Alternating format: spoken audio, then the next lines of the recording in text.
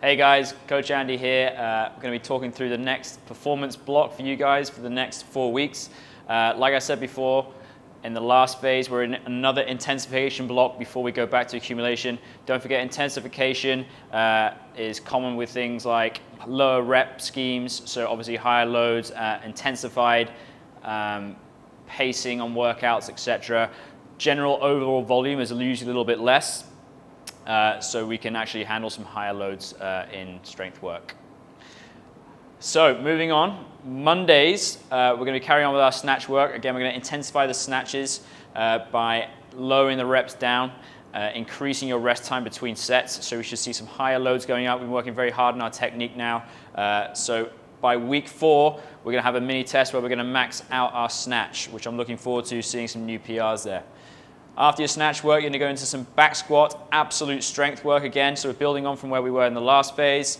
Reps are now going to be 5 and below, and then building to a heavy single again in week 4.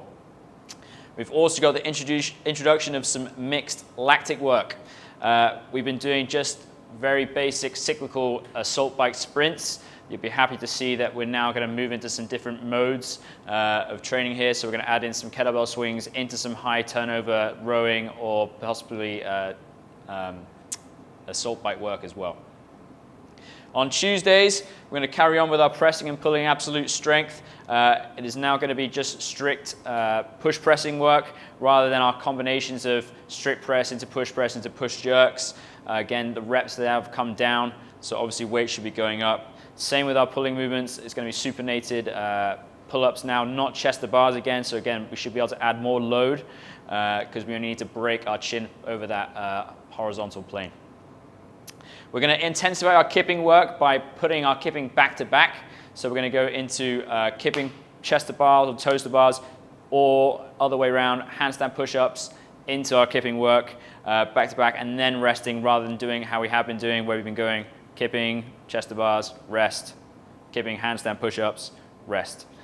So having a slight pre-fatigue before you go into an opposing kipping movement, just to see if you guys can manage to handle that sort of stuff, which is going to be common in CrossFit Open style workouts. We're going to finish with some short AMRAPs of couplets and triplets, usually about 6 minutes long, and they're going to be focused on sort of barbell cycling overhead, as well as hang power clean work, some accessory pulling in there as well. Wednesdays, we're going to add in some horizontal pressing work, which we haven't had for the last block. So we've got some bench press, which everyone loves to do. And that's going to be coupled with our deadlifting work. Deadlifting is now, again, intensified by reps coming down, longer rest periods between sets, 5 reps and below, I believe, now on the deadlifts there. So should be seeing some big weights going up. We're then going to go back into our barbell cycling work, which we did for the last phase, which everyone enjoyed, which was the bar-facing burpees into our power cleans or power snatches. This time, though, in order to make it a little bit tougher, we're going to give you some added knee flexion work before you go into your barbell cycling. So you're going to see things like rowing into box jumps, then into barbell cycling. Again, it's just very basic, logical steps into how to cycle a barbell, more related to a CrossFit Open style workout, which is what the performance programming is all about. Fridays, intensifying our clean and jerks. Reps have come down again. Longer rest periods as well, so should be seeing some higher loads going up overhead. Technique still needs a lot of work on the jerk, so if you are struggling with this, no problem. Just bring the weights down. You're not really going to improve your clean and jerk that much through just clean and jerking. Usually your traditional lifts of your pressing and your squatting work is going to make your clean and jerk up anyway, so don't try and be a hero. Make sure your technique is good, and when we do max out, I believe in week 4, we should see some more PRs there. We've got some supplementary squatting work with your front squats, and we're going to carry on with our full grip chest to ring pull-ups.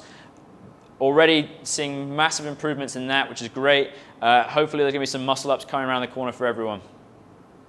Saturdays now, we're going to move our benchmark workouts to Saturdays after Shingo's gymnastic skills workshop for the first half an hour.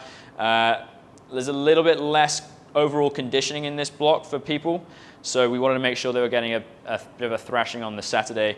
We're going to try and make sure that everyone in the gym, regardless if you're doing fitness competitors or performance is going to be able to take part in some form or another. It's always good to work out with everyone at one time doing a similar style workout. Anyway, that's it from me. If you've got any questions, always fire them to the coaches and we'll be happy to answer. Last little bit as well, we just come up with a new system in how to distinguish whether you should be a fitness athlete, performance athlete, or a competitor's athlete.